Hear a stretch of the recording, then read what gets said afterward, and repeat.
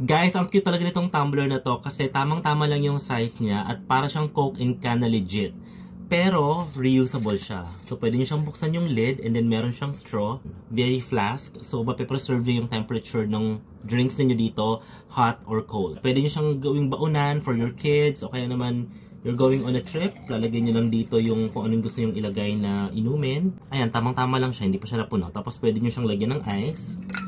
Meron na kayong cold drinks on the go. Gusto ko dito kasi meron siyang straw. Ayan. Love it. Ang ganda niya kasi malamig sa loob, merong ice, pero hindi siya nagpapawis dito. Tapos, sino nyo? Spill proof. Ayan. Diba? Hindi siya natatapon. Oh, wala talaga.